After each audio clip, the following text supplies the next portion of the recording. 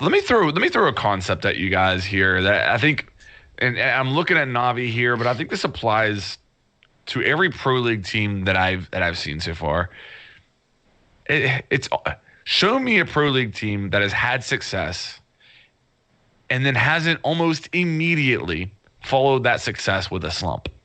And you might point to G2. G2 did probably have the longest run, and we're seeing a Team Empire run right now. Although you could maybe argue that they're in a slump right now. I mean, maybe they're having the attitude that they're only going to perform at the lands, at the majors, and we'll see at the Invitational if that's the case. But okay, Navi just wins Pro League Season 10.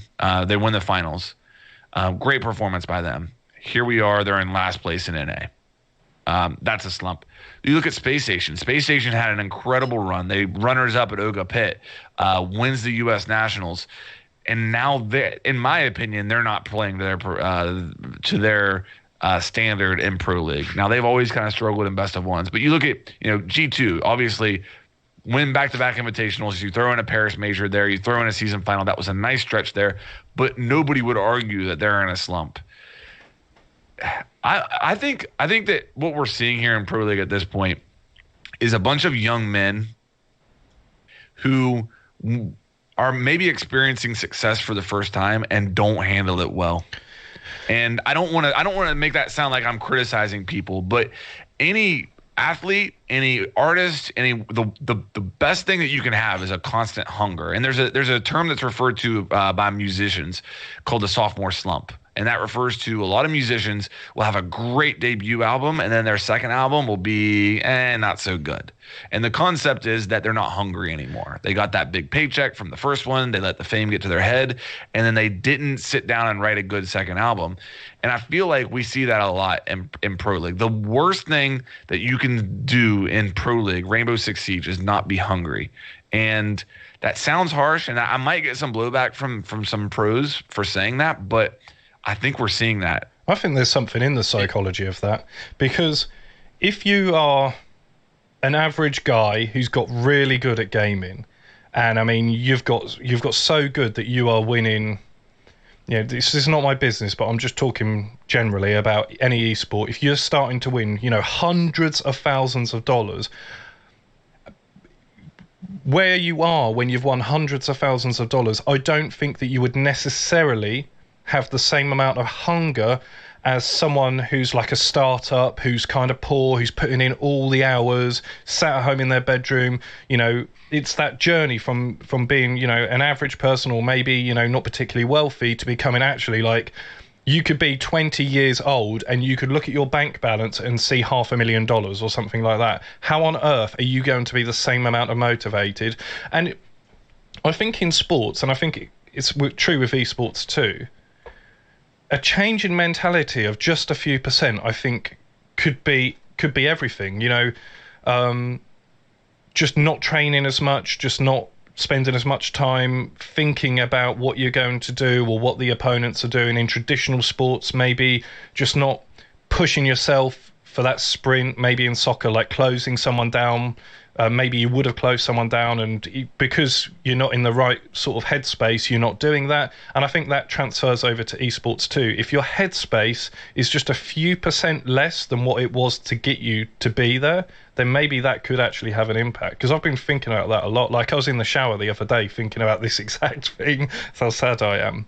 That, having all that money, it must have an impact in what you're prioritizing in life. I don't think the money matters at all. I think when one thing I'll say is the reason I think it does matter is because I know myself, like if I've got nothing, I'm more likely to put everything into something. But if I've started, yeah, sure.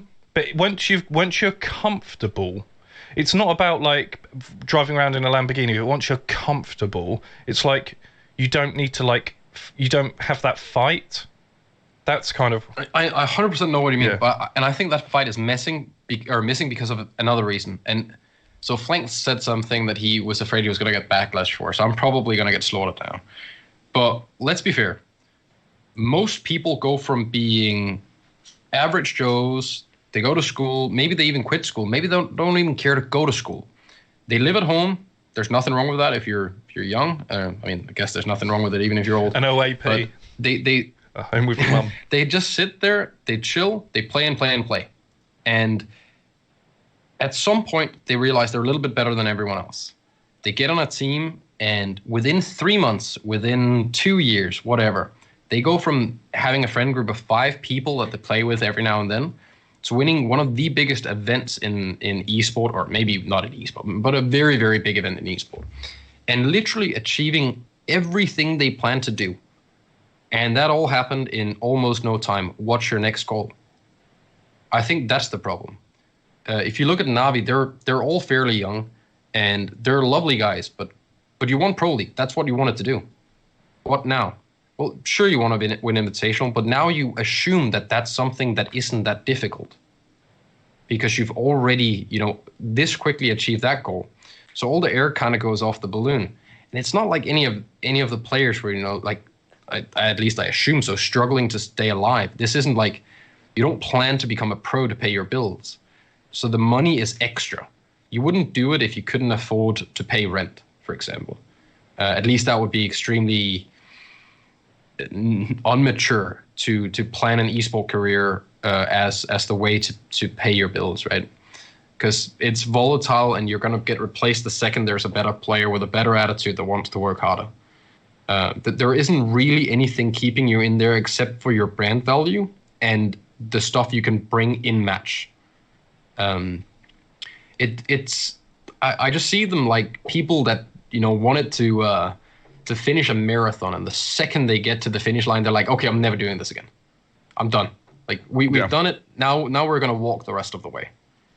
And it's not meant in a bad way. I don't blame anyone for it. I completely understand it. It's a lot of work to get there, and I don't think people understand how goddamn tedious it can be to scrim every single day.